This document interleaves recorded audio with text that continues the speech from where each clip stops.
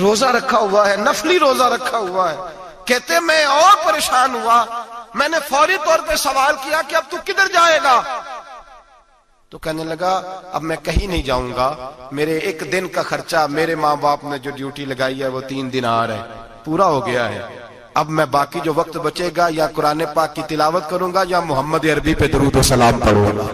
میں نے کہا افطاری کر لینا. کہنے لگا مجھے مسجد بتا دو، میں جا کے اللہ اللہ کرتا ہوں، مجھے شام کو لے آنا. افطاری ہمارے ساتھ اس کی طے ہو گئی. مسجد چلا گیا، مغرب بعد لینے گیا تو کہنے لگا عشاء کے بعد آنا. اب تو میں نے پانی سے افطار کر لیا، کھانا کھانے جاؤں گا تو جماعت رہ جائے گی. کہتے ہیں عشاء کے بعد میں لایا، اس کو کھانا کھلایا. رات گہری ہو گئی تو میں نے کہا تو سو نہیں جاتا؟ کہنے لگا کوئی عرض نہیں، کبھی دور مزدوری کرنے نکل جاؤں تو رہ بھی جاتا ہوں، گھر والوں کو پتا ہے. کہتے میں نے مسافر خانہ کھولا، یوں سمجھیے ڈرائنگ روم بیٹھک میں نے کھولی، اس کو سلا دیا. میں اور میری بیوی اپنی معذور بیٹی کو روٹی دینے گئے اور ہم نے جا کے اس کو کھانا کھلایا جو ٹانگوں سے معذور تھی، اور ساتھ کہا کہ بیٹی آج بڑا پرہیزگار جوان ہمارا مہمان ہے. آج چڑھتی جوانی اور تقوی کی روشنی اس کے چہرے سے چمکتی ہے. کیا بات ہے، بڑے ہی اچھے گھرانے کا تربیت یافتہ ہے. کہتے ہیں بچی کو کھانا کھلا کے لوٹے، اپنے کمرے میں سو گئے، بیٹی اپنے کمرے میں لیٹ گئی. ترس گئے تھے کہ بیٹی قدموں پہ چلے. تہجد کا وقت ہوا تو دروازے پہ دستک ہوئی. بڑی بے چینی کے ساتھ اٹھے میاں بیوی. کون ہے؟ بیٹی کی آواز آئی ابا جی دروازہ جلدی کھولیں. کہتے ہیں کلیجے پھٹنے لگے، ذہن بکھرنے لگے. سوچے ہیں کہ وہ 2-1 منٹ ہمارے اوپر پہاڑ بننے لگے. دروازہ کھولا تو وہ بیٹی جس کے لیے ترس گئے تھے کبھی چلے گی، وہ اپنی ٹانگوں پہ کھڑی ہے. کبھی دوڑ کے ادھر جاتی، کبھی دوڑ کے ادھر آتی. بیٹیاں پریشانی کا فون کر دیں تو پھر بھی آنسو نکل آتے ہیں، اور بیٹی گھر میں خوشی آ جائے تو پھر بھی ماں باپ رو کے ہی شکر ادا کرتے ہیں. ان کے لیے روتے ہی رہتے ہیں. کہتے میں تڑپ گیا. بیوی بھی رونے لگی، بیٹے یہ کیا ہوا؟ ہم تو مایوس ہونے لگے تھے معاذ اللہ کہ اب تو ٹھیک نہیں ہوگی، کیا ہوا؟ کہنے لگے ابا جی اماں جی آپ نے بتایا نا نیک جوان آیا ہے، نیک آیا ہے. تو میں آپ چلے گئے تو میرے دل میں خیال آیا اے اللہ اگر وہ واقعی نیک ہے تو اس کے صدقے مجھے شفائی عطا فرما دے. یا ایھا الذین آمنوا اتقوا اللہ وابتغوا الیہ الوسیلہ، اے اللہ صحت ہی دے دے. کہتے ابھی میری دعا بھی پوری نہیں ہوئی کہ میرا وجود حرکت کرنے لگا، اور یہ دیکھو میں اٹھ کے کھڑا ہو گئی ہوں. کہتے ہیں ہم لوگوں نے یہ دیکھا تو بھاگے اس کے کمرے کی جانب. جب دروازے پہ ہاتھ رکھا تو دروازہ کھل گیا. آگے گئے تو پلنگ خالی تھا، ایک رکا چھوڑ گیا ہے. کہنے لگا مجھے پتا ہے میری حقیقت کھل گئی ہے، میں تو اللہ کا بندہ ہوں. اگر تمہیں مجھ سے ذرا بھی پیار ہو گیا ہے تو پھر میرے پیچھے نہ بھاگنا، اللہ کی بارگاہ میں جھک جانا، پھر گناہوں سے توبہ کر لینا. کہا وہ تربیت یافتہ جوان آیا ہے اور مجھے بدل گیا ہے. میرے بھائی ماں باپ کی ذمہ داری اولاد کو نکھارنا ہے، ان کو سنوارنا ہے. روزی روٹی کی ذمہ تو اللہ تبارک و تعالی نے لیا ہوا ہے. جو ڈیوٹی اللہ کی تھی وہ معاذ اللہ ہم نے اپنے ذمہ لے لی ہے. اولاد کو رزق حلال کی تربیت کریں، انہیں حکم دیں کہ وہ ہاتھ نہ پھیلائیں، انہیں کہیں کہ وہ محنت کر کے کھائیں، لیکن اصل تو ان کا اخلاق سنوارنا ہے. بچے ہمارے ان کی پوزیشن اتنی خراب ہو جاتی ہے، ہم لاڈ پیار میں اتنا ضدی کر لیتے ہیں. جب جس بچے کا ماں باپ کے ساتھ گزارا نہیں، بتلائیے وہ بیوی کے ساتھ گزارا کرے گا؟ جس کا ماں باپ کے ساتھ وقت نہیں گزرتا وہ بہن بھائیوں کے ساتھ گزارے گا؟ جس کا ماں باپ کے ساتھ وقت نہیں گزرتا وہ کولیگز کے ساتھ وقت گزارے گا؟ کس طرح وہ اپنے آپ کو، میرے نبی کریم سید عالم صلی اللہ علیہ وسلم نے ڈیوٹی لگائی کہ ماں باپ اپنے بچے کی تربیت کریں، انہیں اللہ سے جوڑیں. تکلیف میں وقت گزارا جناب اسماعیل نے. ایک روایت ایسی بھی ملتی ہے کہ 13 سال حضرت ابراہیم پلٹ کے گئے نہیں بیٹے کا پتہ لینے، لیکن جب بھی بیٹے نے ماں سے باپ کے بارے میں پوچھا کہ میرے والد کیوں نہیں آتے تو ماں نے ایک ہی لفظ کہا، بیٹے جناب ابراہیم اللہ کے نبی ہے اور اللہ کے حکم سے ہمیں چھوڑ گئے ہیں. ایسی تربیت، ایسی ٹریننگ بچے کے ذہن کو بدل ڈالا، اسے اللہ والا بنا لیا. اور ہمارے مفسرین نے بحث کی ہے کہ جناب اسماعیل جو اللہ کی راہ میں قربان ہونے کو تیار ہو گئے، ان کے سینے میں جو رب کریم کا اتنا پیار موجزن ہوا کہ وہ گردن کٹانے پہ تیار ہو گئے. تو فرماتے ہیں یہ تربیت جناب ہاجرہ کی تھی، یہ ٹریننگ حضرت وہ فیضان نظر تھا، یہاں کے مکتب کی کرامت تھی. سکھائے کس نے اسماعیل کو آداب فرزندی؟ میرے بھائی یہ جناب ہاجرہ نے تربیت دی. ایک بہت بڑے محدث ہیں، اتنے بڑے محدث ہیں کہ میرے نبی کریم کی مسجد نبوی میں وہ حدیث کے استاد رہے. حضرت ربیعہ بن عبد الرحمن نبی پاک کی مسجد نبوی میں حدیث کے استاد ہوئے. اور حضرت حسن بصری جو جناب علی کے شاگرد ہیں وہ بھی حضرت ربیہ کے شاگرد ہوئے. حضرت امام مالک جو 70 سال تک مدینہ اور مکہ میں حدیث پڑھاتے رہے وہ بھی حضرت ربیہ کے شاگرد ہیں. ان کے والد کا نام تھا عبد الرحمن فروغ. تاریخ بغداد میں لکھا ہے کہ بنو امیہ کے دور میں تابعین کے زمانے میں جناب عبد الرحمن بن فروغ گھر سے چلے گئے. ایک روایت ہے بچہ چھوٹا تھا, ایک روایت ہے بچہ ابھی ماں کے پیٹ میں تھا, جہاد کرنے چلے گئے. اس دور میں یہ جہاد ہوتا تھا کہ ایک علاقہ فتح کیا تو مسلمان اگلے علاقے میں چلے گئے, اگلا فتح کیا تو اگلے علاقے, ایک کے بعد دوسرے لوگ پلٹ کے نہیں آتے تھے. حضرت عبد الرحمن گئے 30,000 دینار بیوی کو دے گئے, کہنے لگے سنبھال کے رکھنا. اور جہاد کرنے نکلے تو 27 سال تک گھر ہی نہیں آئے, اور 27 سال کے بعد آئے تو حضرت ربیہ محدث بن چکے ہیں, مسجد نبی میں حدیث کے استاد ہیں, بیٹا بہت بڑا شیخ بن گیا. واپس آئے, ہاتھ میں نیزہ ہے, کالی داڑھی تھی ساری سفید ہو گئی, وجود بڑا تگڑا تھا, کمزوری آ گئی. آئے, نیزہ پکڑا ہوا ہے, گھوڑے پہ بیٹھے ہیں, مدینہ منورہ میں گھر ہے, دروازے پہ دستک دی. حضرت ربیہ نے دروازہ کھولا, اندر داخل ہونے لگے تو کہنے لگے بابا تو کدھر گھستا آ رہا ہے؟ کدھر؟ اس نے کہا تو پیچھے ہٹ, تو میرے مکان پہ کب سے قبضہ کر کے بیٹھا ہے. بات تیز ہونے لگی, آواز تھوڑی بزرگوں کی بلند ہونے لگی تو اندر سے زوجہ نے سن لیا. وہ دروازے کی اوٹ سے دیکھنے لگی تو پہچان گئی, کہنے لگی ربیہ پیچھے ہٹ جا, یہ کوئی غیر نہیں ہے, تیرے والد گرامی ہے, یہ تیرے والد ہیں. اندر آئے, باپ بیٹا ملے, عصر کی نماز کا وقت ہو گیا, بڑا روئے. 27 سال کے بعد باپ لوٹا, 27 سال کے بعد بڑے روئے. نماز کا وقت ہوا تو حضرت ربیہ جلدی سے وضو کیا, مسجد نبوی شریف چلے گئے. جناب عبد الرحمن فروغ نے ابھی کھانا وانا کھانا تھا, کھانا کھانے بیٹھے تو حکم دیکھے شوہر کیا کرتا ہے. یہ نہیں پوچھا کہ 27 سال حال کیا رہا, پوچھنے لگے میں تجھے 30,000 دینار دے گیا تھا, وہ کدھر ہے؟ تو زوجہ کہنے لگی کھانا کھا لو, عصر کی نماز پڑھ کے آؤ, پھر بتاتی ہوں پیسے کہاں ہیں, آپ کی رقم بڑی اچھی جگہ پہ محفوظ ہے. کہتے میں نماز پڑھنے مسجد گیا, عصر کی نماز کے بعد میرے نبی پاک کے منبر پر ایک نوجوان بیٹھا ہے. گھر میں تو ان کا انداز ٹوپی پہننے کا تھا نا, سادے عام لباس میں, مسجد نبی میں جبہ پہنا ہے, سر پہ امامہ ہے, خوبصورت لب و لہجے میں رسول اللہ کے منبر پر بیٹھ کر, نبی پاک کے منبر پر بیٹھ کر. پتہ نہیں آپ کو اس بات کی لذت نصیب ہو رہی ہے کہ نہیں, عام جگہ نہیں, نبی پاک کے حضور کے منبر پر بیٹھ کر نبی پاک کی حدیثیں سنا رہے ہیں. اتنا بڑا مقدر.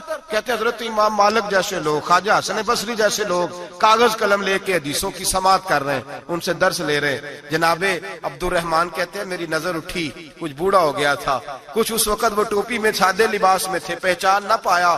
ایک شخص سے پوچھا یار ہے تو جوان پر اس کے چہرے کی نورانیت میرے دل کو بھا گئی ہے تو جوان پر اس کا حدیثیں بیان کرنے کا انداز میری طبیعت کو گھائل کر گیا. یہ کون ہے جو نبی پاک کی مسجد میں بیٹھ کے حدیثیں بیان کر رہا ہے؟ تو کہتے ہیں امام مالک کہنے لگے بابا جی چپ کر جاؤ, ہمارے استاد کے بارے میں اونچے لب و لہجے میں بات نہ کرنا, دیکھتے نہیں کتنے کتنے لوگ بیٹھے ہوئے خاموشی سے. تو میں نے کہا مجھے بھی تو بتا دو نا ہے کون. تو کہنے لگے کوئی عبد الرحمن فروغ نام کے بزرگ ہیں, یہ ان کے بیٹے ہیں, ربیہ نام ہے. کہتے ہیں جب لفظ کہے تو میرے آنسو چھلک کے باہر آئے اور میں حضور کی مسجد میں گر گیا اور رونے لگا کہ یہاں اور میرے رسول پاک سید عالم صلی اللہ علیہ وسلم کے منبر پر اور میرا بیٹا. کہتے ہیں میں تڑپ کے گھر گیا اور گھر جا کے میں نے اپنی بیوی کو جب دیکھا تو میرے آنسو نکل گئے. میری بیوی سمجھ گئی کہ یہ میرے محدث بیٹے کو دیکھ آیا ہے. کہتے ہیں بیوی رو کے کہنے لگی میں نے آپ کے 30,000 دینار آپ کے بیٹے کو مصطفیٰ کریم کی حدیث کا استاد بنانے میں خرچ کر دیے. میں نے وہ 30,000 دینار خرچ کر دیے, 30,000 دینار آپ کا بیٹا میں نے. تو کہتے ہیں میں اپنی بیوی کی طرف دیکھنے لگا, میں نے کہا قربان جاؤں, میں اگر اللہ کے دین کے رستے میں تھا تو نے میرے ساتھ نیکی کی ہے, میرا بیٹا بھی دین کے رستے پہ لگا دیا. میرے بھائی اللہ سے جوڑا ان لوگوں نے اپنی اولادوں کو, رب کریم والا بنایا ان لوگوں نے اپنی اولادوں کو. اور پھر جب ارشاد فرمایا کہ چھوٹی چھوٹی برائی, ایک لقمہ حرام سے بھی وہ لوگ بچے. اور پھر جو آیت نمبر 18 نے کہا کہ وَلَا تُصَغِّرْ خَدَّكَ لِلنَّاسِ, بیٹے منہ پھیر کے نہ جا, پھیر کے نہ جا. اگر آپ ناراض نہ ہو تو ہم تربیت دیتے ہیں, کہتے ہیں اس بچے کے ساتھ نہ پھرا کر, یہ غریب ہے, اس کے ساتھ نہ پھرا کر. وَلَا تَمْشِ فِي الْأَرْضِ مَرَحًا, حضرت لقمان بیٹے سے کہتے ہیں منہ پھیر کے لوگوں سے بات نہ کر اور اکڑ کے نہ چل. إِنَّ اللَّهَ لَا يُحِبُّ كُلَّ مُخْتَالٍ فَخُورٍ, اللہ کو وہ پسند ہی نہیں جو اکڑ کے چلے اور اترائے. ابھی بھی رواج ہے کہتے ہیں دوستی لگانا تو اپنے برابر کے دوستوں سے، ایسے نہ ہو ہمارا سٹیٹس ہی نہیں، ابھی بھی وہ فرق جو تو سید بھی ہو، مرزا بھی ہو، افغان بھی ہو، تم سبھی کچھ ہو، بتاؤ کہ مسلمان بھی ہو۔ عاجزی کا درس دیا اپنی اولاد کو، عاجزی کا، ان کو ادب سکھایا، ان کو انکساری سکھائی، لوگوں کے اندر مل بیٹھنے کا درس دیا۔ جو آدمی انکساری والا ہوتا ہے، عاجزی والا ہوتا ہے، یوں سمجھو اسے شہد لگا ہوا ہے، دنیا خود اس کے پیچھے بھاگ بھاگ کے آتی ہے۔ جو سب کے ساتھ اس نے سلوک کرنے کا عادی ہوتا ہے، لوگ اس کے گرویدہ ہو جاتے ہیں۔ لیکن جس آدمی کو آپ اکڑنا سکھا دیں، جس بچے کو آپ کہیں بس تو ہے اور کوئی بھی نہیں، اس کی اپنی زندگی بھی اس کے لیے پریشانی والی ہو جاتی ہے۔ میرے نبی رحمت سید عالم صلی اللہ تعالی علیہ وآلہ وسلم نے ارشاد فرمایا، کسی باپ نے اپنے بیٹے کو جو سب سے اچھا تحفہ دیا ہے وہ یہ ہے کہ اس نے اپنے بچے کو اچھا ادب سکھا دیا ہے، اپنے بچے کو اچھا۔ حضرت لقمان کہتے ہیں بیٹے منہ پھیر پھیر کے باتیں نہ کرنا، زمین پہ اکڑ اکڑ کے نہ چلنا، اللہ کو اکڑنے والے لوگ پسند۔ ہارون رشید نے امام نسائی کی ڈیوٹی لگائی کہ میرے بیٹے کو حدیث پڑھائیں گھر آ کے، تو امام نسائی کہنے لگے یہ نبی پاک کا دین ہے، یہ میں اس کو رسوا نہیں کر سکتا، جس نے پڑھنا ہے میرے پاس آ کے پڑھے، اور جہاں سب بچے بیٹھتے ہیں وہیں پڑھے۔ ہارون رشید کہنے لگا حضور آپ کیا سمجھتے ہیں، میں نے بھی تو آپ کو آزمانے کے لیے یہ جملہ کہا تھا، یہ وہیں آ کے پڑھے گا جہاں سارے غریبوں کے بچے پڑھتے ہیں۔ اب تو روز استاد کٹہرے میں کھڑا ہوتا ہے، اسکول کے استاد کا تو مجھے نہیں پتا، پہلے مدرسے کا استاد تو روز بیچارہ ہاتھ باندھ کے چودھری صاحب نے کہا سے میرے منڈے نو مارے تو 8,000 کا مولوی ہے، اور میرا بیٹا تو 8,000 کے روز گول گپے کھا جاتا ہے، میرے بیٹے کو تو نے مارا ہے، تجھے اپنی حیثیت کا پتہ ہے؟ روز استاد کٹہرے میں کھڑا ہوتا ہے۔ بچے فری میں مفت میں حافظ جی مفت میں حفظ کراتے ہیں، خدا جانے محترم کتنی مشکل سے ادارہ چلاتا ہے، اور بچے کے ماں باپ آ کہتے ہیں بلاؤ مولوی صاحب کو، اس کی طاقت کیسے ہوئی میرے بچے کو مارا ہے؟ وہ مولوی وہ جو کل دانے لینے آیا تھا وہ آج میرے بچے کو مارے گا؟ یہ رویہ ہے ہمارا۔ ہارون رشید بادشاہ نے اپنے بیٹے کو امام نسائی کے پاس پڑھنے بٹھایا۔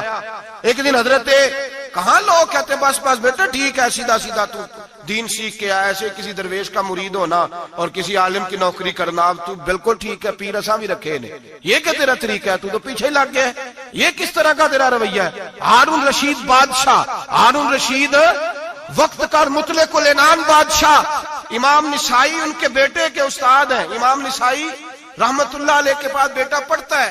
ہارون رشید گزر رہا تھا تو بیٹا وضو کرا رہا ہے، شہزادہ وضو کرا رہا ہے استاد جی کو، اور پیر دھلا رہا ہے۔ ہارون رشید گھوڑے سے گزرا تو اس نے دیکھا خانقاہ کے باہر، مدرسے کے باہر استاد جی وضو کر رہے ہیں اور بیٹا وضو کرا رہا ہے، سراہی پکڑی ہے، لوٹا پکڑا ہے، استاد جی پیر دھو رہے ہیں۔ ہارون رشید غصے سے اترا، ساتھ بہت سارے سپاہی تھے، انہوں نے کہا کہ یہ مولوی کو مارے گا، مولوی کو مارے گا کہ تو کس طرح میرے بیٹے سے یہ کام کاج کرا رہا ہے؟ کہتے نیچے اترے اور ہارون رشید نے جا کے نا زور سے ایک تھپڑ اپنے بیٹے کے چہرے پہ مارا۔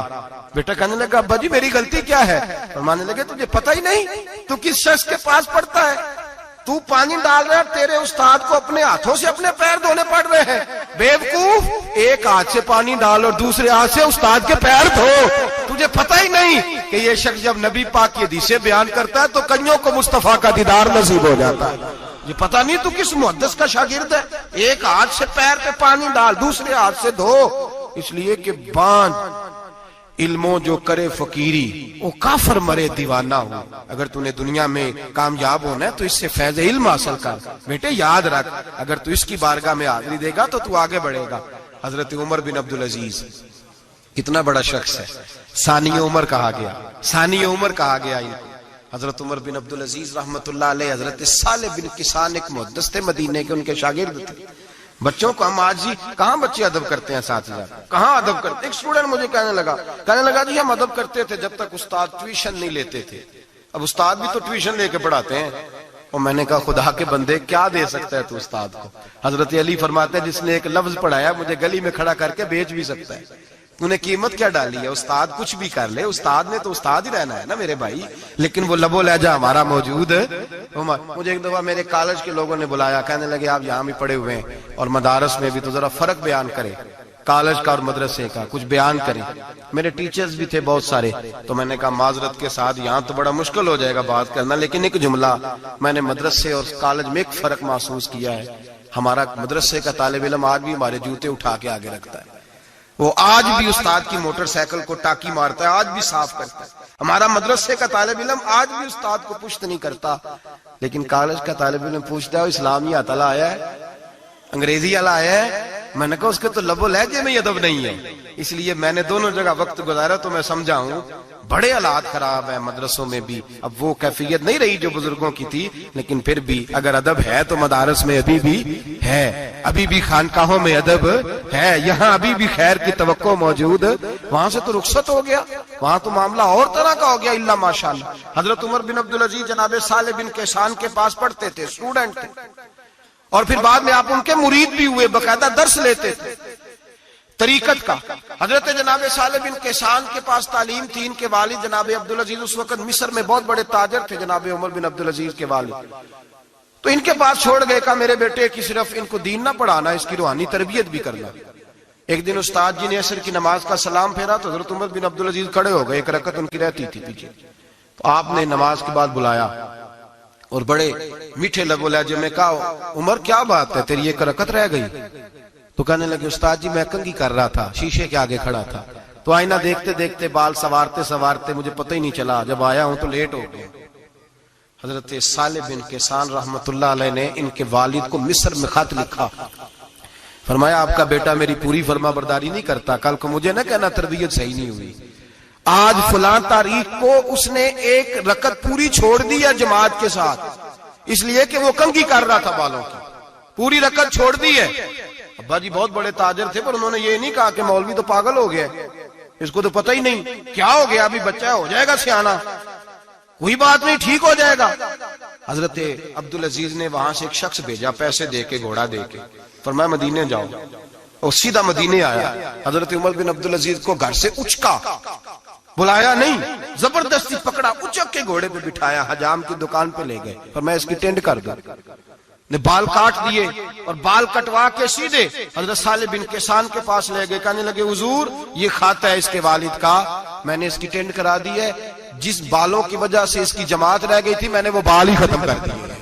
تو اس کے والد کہتے ہیں آپ ذرا ذرا سے بھی بات، ایک ذرہ برابر بھی بچے کے اندر ہم کوتاہی برداشت، ہم اسے سنوارنا چاہتے ہیں، معاشرے کو دینا چاہتے ہیں، ہم ایک خوبصورت انسان بنانا چاہتے ہیں۔ تو حضرت لقمان کہنے لگے بیٹے تو چہرہ رخسار بدل بدل کے لوگوں سے بات نہ کر، اکڑ کے نہ چل، اس لیے کہ اللہ کو اکڑنے والے پسند، تو کیا کر وقصد فی مشیک وغضض من صوتک، درمیانی چال چل، آواز کو پست رکھ۔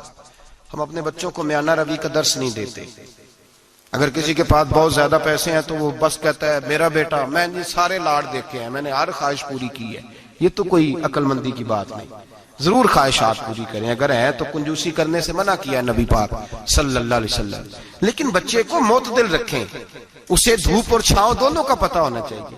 اگر زمانے میں کبھی کڑی دھوپ آ جائے تو اسے اندازہ ہو کہ میں نے یہاں کیسے کھڑے ہونا ہے، اس کو درمیانہ اور میانہ روی کا اسے درس دیں، اسے پتہ ہو، وہ نرم دل بھی ہو اور برائی کے مقابلے میں ڈٹ جانے کی طاقت بھی رکھتا ہو۔ بچے کو درمیانہ رستہ، میرے نبی کریم علیہ الصلوۃ والسلام نے فرمایا ما علم اقتصد، جو درمیانی چال چلتا ہے وہ کبھی تنگ نہیں ہوتا، اور خیر الامور اوسطها، سب سے بہترین رستہ وہ ہے جو درمیانہ ہوتا ہے، اس میں افراط و تفریط نہیں ہوتی۔ بچوں کو درمیانہ پن سکھائیں، ان کو ان کے لب و لہجے کے اندر ایسا مزاج پیدا کریں کہ جس کے اندر وہ اپنی دنیا کے اندر بڑے سنور کر، بڑے نکھر کر وہ ترازو لے کے نکلیں تو وہ پورے عدل کے ساتھ اپنی زندگی گزاریں۔